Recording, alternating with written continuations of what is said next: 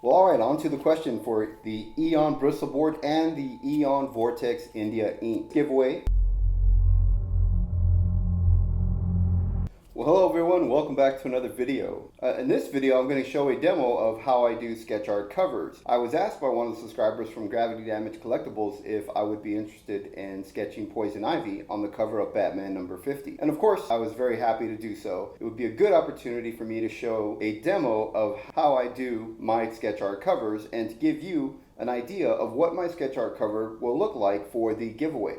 And the giveaway will become active after I reach 1,000 subscribers. And we are almost there. So keep watching every video. Be sure to watch the videos all the way through to increase your chances to win the sketch art cover. The more you watch, the more you can win. Currently going on is the EON Artboard and EON Vortex India Ink giveaway. And the question for the EON Vortex India Ink and the EON Artboard giveaway is now in this video. So that question will be coming up here. Be the first to answer that question. Post your email inside the comments and you will be the winner of the EON Vortex India Ink along with a pack of the EON Bristol board. EON Vortex India Ink is now my go-to ink. I do have an announcement from EON Art Products. They informed me that they would like to sponsor a fourth giveaway. That's correct. Their fourth giveaway is going to be a pack of the EON Bristol board and the Vortex India Ink along with a complimentary copy of their graphic novel titled Kid Nash. It's a full-color graphic novel that is the first publication from EON Art Product. Be on the lookout for that. That giveaway will happen very soon, and the giveaway for the 13 different sketch covers. And Gravity Damage Collectibles was very impressed by the sketch that I did for their subscriber that they offered to give me a second Batman number 50 for free. And so I am thinking about adding this into the giveaway. So if you are interested in winning a Batman number 50 sketch art cover from yours truly, let me know. Place it in the comments, and if there is enough comments asking to include the Batman number 50 into the giveaway, then I'll go ahead and include that in the giveaway. My name is Jimmy Reyes, and I'm a comic book illustrator. Welcome to my channel. So for this commission, Daniel, my client, who commissioned me to sketch this cover, wanted a backdrop to sit behind a statue that he already owns. I believe it's the Sideshow Poison Ivy Green with Envy statue. So it made things just a little bit easier because he wanted the sketch to be in the same pose, to look as similar as possible to the statue. So it gave me reference, and it made things a little easier. So I did take the liberty to add in just a little more textures and draw it in my style, and to add a little more plants and things on the cover just to give the cover some weight, because it's not in color, it's in black and white. Currently at this time I don't own any Copic markers, and there are illustrators who will use Copic markers and things to add color and or grayscale to their sketches when drawing on blank covers. I went for more of Jim Lee sketch style and Travis Charest black and white line art. I wanted the black and white line art to be as beautiful as I could make it as possible, because primarily I'm an inker. And as an inker I work in black and white. So I wanted to be able to show how beautiful black and white illustrations can be. At least that was the goal, and and hopefully it is a beautiful black and white illustration. So to begin my illustration, I decided that I was going to draw on the solid white cover above the sketch art cover with the logo on it. The comic book that I'm drawing on is a Batman number 50. So the client and I decided that since we couldn't find a Poison Ivy blank cover, we would then go with a Batman cover, since Poison Ivy is part of the Batman universe.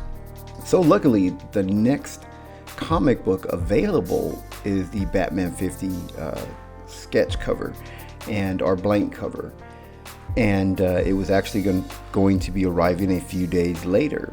So it arrived this past Wednesday, 4th of July, and I was able to get a cover, and I received the cover from Gravity Damage, and Daniel is actually a subscriber there at Gravity Damage, so they were able to track down a cover for him, and I was able to draw on that. They were impressed with the illustration and the outcome of the sketch, so much that they donated and gave me Batman 50 blank cover, which I'm thinking of using as part of the giveaway. So if you guys are interested and want me to do a sketch of Batman and possibly Catwoman for a Batman number 50, if you guys are interested and would want that as part of the giveaway that has been sponsored by Gravity Damage Collectibles, post comments and let me know. Let me know if that's something that you would be interested in, if that's a prize that you would like the chance to win. So drawing Poison Ivy, I wanted to first begin my sketch in pencil.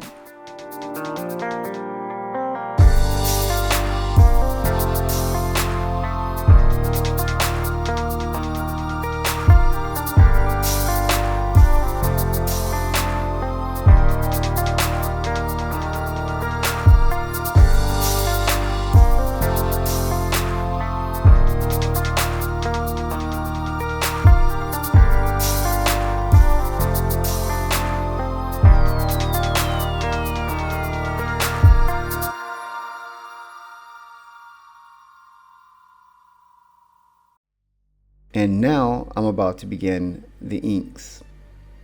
So starting the inks on there, I decided to go with Pigma pens or Pigma microns or Sakura brand Pigma micron pens to get really specific. I decided to go with the micron pens because it feels like a pencil and I can move it like a pencil, and I could then do a loose underdrawing and allowing me to have the shapes and the gestures and things underneath. So I constructed the illustration in pencil and decided to do the final detail for the illustration with the pen. So I'm actually drawing with the pen. And if you notice that when I pencil, I rotate my pencil periodically as I'm drawing, and that helps me keep the point of my pencil sharp for a longer period of time and not having to stop as often to sharpen the pencil. So because the micron feels like a pencil, out of habit, natural instinct, I started rotating the micron to keep it sharp. So that's why you see my hand lift up the micron and spin it. It's habit. I've trained my hand to automatically just rotate my pencil as I'm drawing. So that for the same reason as I mentioned, that don't have to stop as often to sharpen the pencil. So it's a neat little tip to use if you're using a wooden pencil or the 2mm lead with the lead holder I was using here in the video. The micron, I try to keep the line weight variation as close as I could to the way that I ink with the nib. I wanted to keep that style. And I've also trained my eye to automatically just do that. So it just comes in instinctively, and it happens naturally and instinctively. That's just the way that I draw or illustrate in pen. Dip pens wouldn't work on this type of paper, but the microns worked very well. I was able to get in there and do a sketch look, use the advantage that the fact that micron is a bit more of a flat line and it gives you a bit of a sketch look. So I was able to get creative and construct weight variations and to use that sketch look to my advantage. It's actually what I was going for. So I decided I'm going to draw the statue, and the statue has Venus flytraps that are right behind the statue on Poison Ivy's left and right. So I wanted to keep that in there. I do start to add in little extra things, little extra detail and textures and things like that. I think the statue is based off of an illustration. I think it's based off of a particular painting. I may be incorrect on that, but if in the event that it actually is based off of a painting, I didn't want my illustration to look like the painting. I wanted it to be drawn in my own style. So I started to add textures and rendering. Really didn't at all reference the painting at all. I did look at the statue and a picture of the statue while I was constructing the illustration, and then by the time I got onto the pin, at that point I really didn't reference the statue very much. Pretty much had the illustration down at that point, so I didn't have to reference back as much. I think for the Venus flytrap, I did look to make sure I had the right curve and things on it, but other than that, I went in there and just had fun and decided to render it, as I mentioned, in my style, and to make the illustration itself look like a good illustration, not to look like a carbon copy of the statue or a copy of the painted illustration. I wanted people, when they look at it, and go, oh, that's a Jimmy Reyes in the style of the Poison Ivy Green with Envy statue.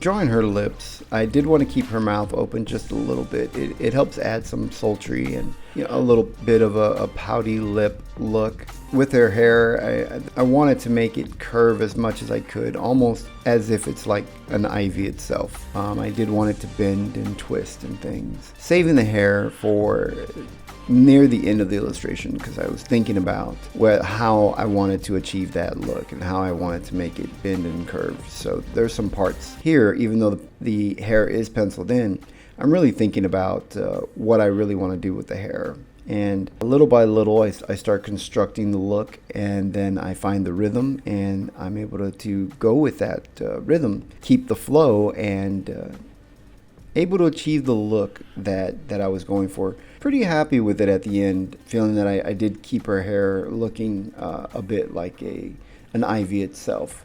I didn't put any leaves in her hair because I didn't see any leaves on the statue. I think mainly because the statue, such fine detail, perhaps that's why it couldn't be achieved on the statue. So since I didn't see it on there, I didn't add any leaves in her hair. Probably should have added leaves in her hair, even though it wasn't in the statue, because I did add a lot of things throughout the illustration. So why not add the leaves as well? She's Poison Ivy.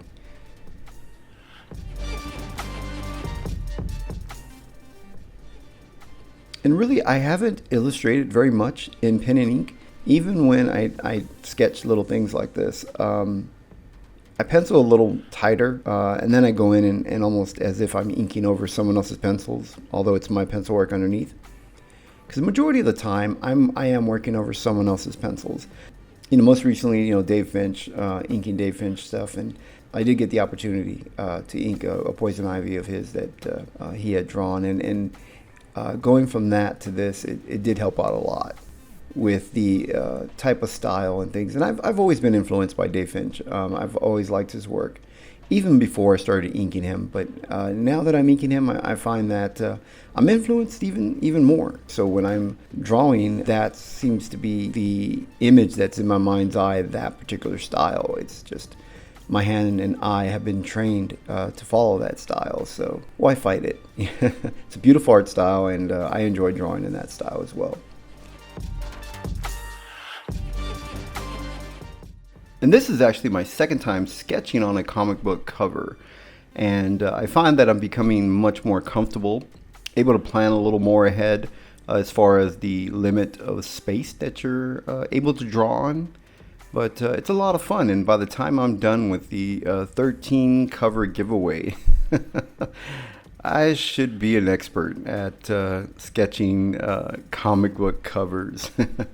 I am doing sketch covers for the Charlie's Angels, and I am taking commissions for that. So if anyone is interested, you can email me at the email that's up on the screen, and those sketch covers are commissioned at $80 per cover.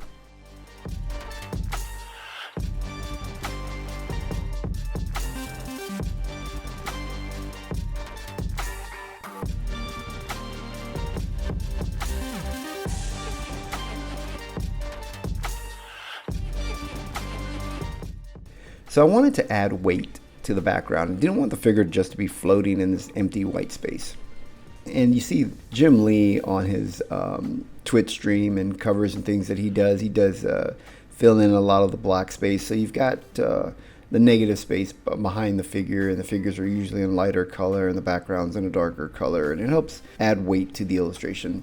So I decided that I was going to do the same thing. Since I don't own any Copic markers, I decided that black and white would be a beautiful way to illustrate this.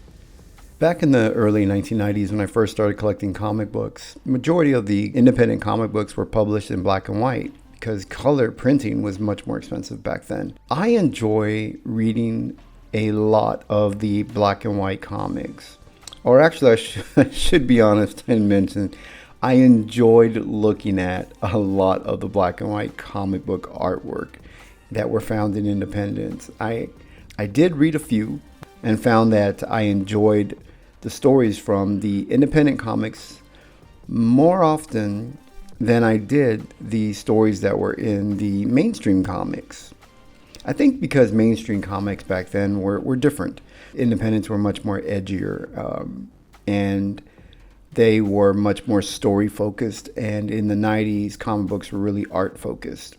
And I know that sounds weird coming from an artist, but I enjoy reading comics for a good story, and of course appreciate good artwork, because I'm well aware of how much work goes into a comic book, and it is a lot of work that every artist puts into their comic book, regardless of their art style. So I've learned to appreciate the black and white line art illustration, especially now as a working inker. I really focus a lot on the black and white illustration, and it has become my favorite. Illustrations are in black and white. And I love to watch a good artist be able to work with such a limited palette, and yet they make incredible, beautiful black and white illustrations. They are Picasso's with ink. They don't need more than just that one shade of color, or the absence of color, I guess is how black works, or black is all the colors, I should say. So I'm so impressed at how well so many of these artists can work that way in black and white.